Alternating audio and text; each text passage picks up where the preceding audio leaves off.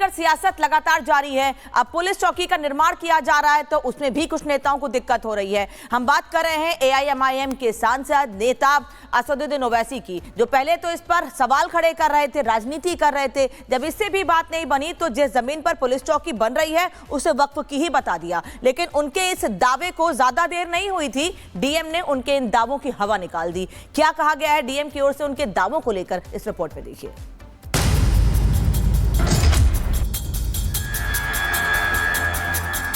जिसने वक्फ भी किया है वो भी व्यक्ति नहीं आया है, और वर्तमान में जो डॉक्यूमेंट हमें दिखाया जा रहा है वो भी अनरजिस्टर्ड है। संभल में 24 नवंबर को जिस जगह हिंसा हुई उस जामा मस्जिद के पास अब पुलिस चौकी का निर्माण हो रहा है। प्रशासन ने पूरी फुर्ती के साथ चौकी खड़ी कर दी है, जो भाईजान को रास नहीं आ रही। रोकने के लिए अड़ंगों से लेकर हथकंडे तक अपना रहे हैं। कल असदुद्दीन ओवैसी कह रहे थे कि पुलिस चौकी की जगह सरकार अस्पताल, स्कूल, कॉलेज आकर क्यों नहीं बनवाती, और दाल गली नहीं तो ओवैसी ने चौंकाने वाला दावा कर डाला। ऐसा दावा जो किसी बवंडर से कम नहीं था। संभल की जामा मस्जिद के पास जिस सत्यव्रत पुलिस चौकी का निर्माण किया जा रहा है वो पुलिस चौकी वक्फ की जमीन पर बन रही है। ओवैसी कह रहे हैं कि इस बात के रिकॉर्ड और सबूत है कि जमीन वक्फ की है। ओवैसी ने इसके लिए बकायदा दस्तावेज भी साझा किए। पुलिस स्टेशन, पुलिस आउटपोस्ट, शराब खाने तो आप बहुत खोल चुके हैं मुस्लिम इलाकों में। आप ये चीजों को खोलिए, स्कूल को खोलिए, अस्पताल को खोलिए। शक करने की सोच को आप मजबूत कर रहे हैं इस तरह की हरकतें कर संभल में। लेकिन ओवैसी ने जो दावा किया, जिस जमीन को वक्फ की जमीन बताया, प्राचीन स्मारक अधिनियम का हवाला देकर कह रहे हैं कि इसके आसपास अतिरिक्त निर्माण नहीं कराया जा सकता। उसकी हवा संभल डीएम ने कुछ ही देर में निकाल दी। सत्यव्रत पुलिस चौकी का निर्माण चल रहा है। अभी तक जितने भी दस्तावेज आए हैं उनको लेकर के कोई भी प्रभावित और विधिक पक्षकार हमारे पास नहीं आए हैं। कोई भी व्यक्ति जिसका इस भूमि के ऊपर स्वामित्व था वो व्यक्ति हमारे पास नहीं आए हैं, या जिसने वक्फ भी किया है वो भी व्यक्ति नहीं आया है। और वर्तमान में जो डॉक्यूमेंट हमें दिखाया जा रहा है वो भी अनरजिस्टर्ड है। ओवैसी डरे हुए हैं, उनकी डर की वजह को भी समझा जा सकता है।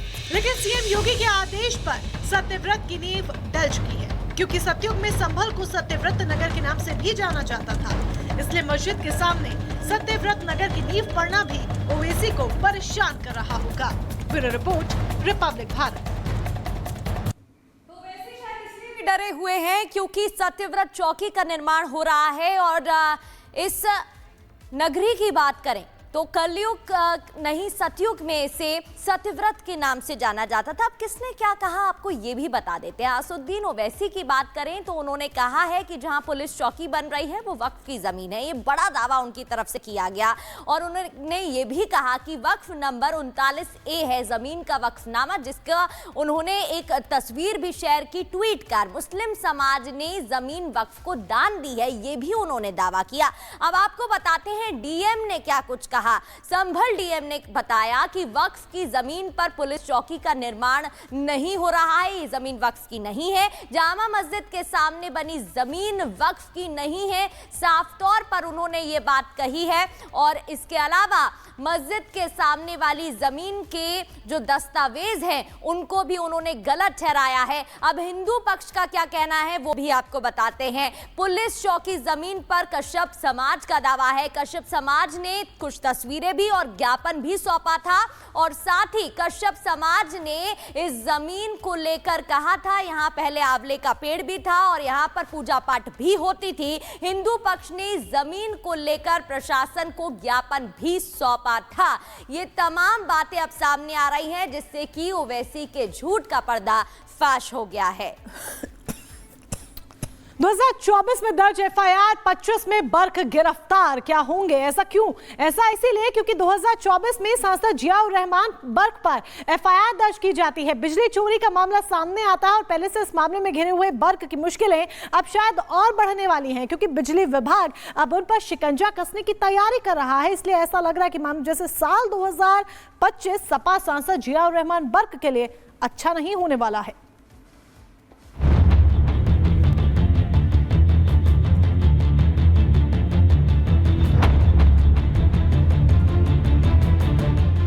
सपा सांसद जियाउर रहमान रहमान बर्ग की हालत इन दिनों ऐसी है कि आगे कुआं है तो पीछे खाई। सपा सांसद एक तरफ जहां संभल हिंसा के दाग को धुलने में लगे हैं, तो बिजली चोरी के आरोप में उन पर अब मुसीबत की बिजली गिरी है। बर्ग साहब ने सोचा भी नहीं होगा कि बिजली चोरी करना उनको इतना महंगा पड़ेगा और लाखों नहीं बल्कि करोड़ों का फटका लग जाएगा। संभल हिंसा के बाद जियाउर रहमान बर्ग पर कटिया मारकर बिजली चोरी का आरोप लगा। विभाग ने जांच की तो आरोप सही पाया गया। मीटर उतारा, बिजली काटी गई और जुर्माना लगा दिया गया। विद्युत विभाग ने बिजली चोरी के मामले में जो नोटिस दी थी, अब वो मूल्यांकन प्रक्रिया पर जा पहुंची है और विभाग कभी भी बर्ग के खिलाफ वसूली प्रक्रिया कर सकता है। बिजली चोरी के आरोप में जियाउर रहमान पर पहले एफआईआर दर्ज की गई, फिर उन पर 1 करोड़ 91 लाख रुपए का जुर्माना लगा। अब बिजली विभाग आरसी भेजकर वसूली प्रक्रिया को अपना सकता है, लेकिन उससे पहले सपा सांसद को 4 जनवरी तक अपना पक्ष रखने का समय दिया गया है। उसे माननीय सांसद जी को 15 दिन का समय एक्शन संभल के द्वारा दिया गया है, जो अभी 4 जनवरी को पूरा हो रहा है। उसमें 4 जनवरी तक हम लोग इंतजार करते हैं उनके जवाब का, क्या साक्ष्य उपलब्ध कराते हैं। हाँ, वसूली की प्रक्रिया में है। आरसी का भी पहले सेक्शन 3 भेजेंगे, फिर उसके बाद जो है 15 दिन के बाद फिर आरसी भेज करके वसूली कीजिए।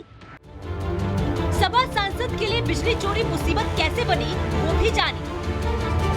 बर्ग पर बिजली चोरी का आरोप लगा तो 17 दिसंबर को सबसे पहले बिजली विभाग ने घर पर छापेमारी की। विभाग ने 2 नए स्मार्ट मीटर लगाए, पुराना मीटर जांच के लिए भेजा गया और फिर 19 दिसंबर को पुलिस के साथ विभाग ने रेड मारी। घर पर बिजली खपत की जांच की गई। बिजली चोरी के आरोप में केस दर्ज किया गया।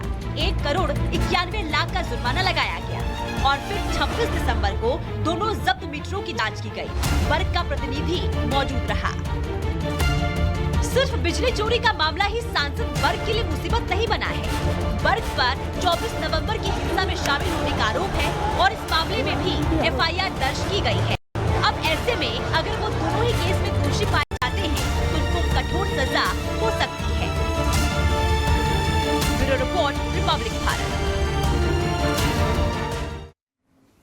और अब बात दिल्ली की करते हैं, क्योंकि दिल्ली में अवैध तरीके से बांग्लादेश से घुसपैठ करने वाले लोगों के खिलाफ कार्रवाई की जा रही है, शिकंजा कसा जा रहा है।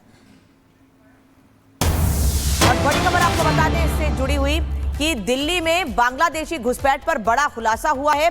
दिल्ली में 25 अवैध रूप से जो बांग्लादेशी रह रहे हैं उनकी पहचान की गई है। दक्षिणी दिल्ली, जो दिल्ली का पॉश एरिया है, वहां पर इलीगल तरीके से जो बांग्लादेशी रह रहे थे उनकी पहचान की गई है और उनको डिपोर्ट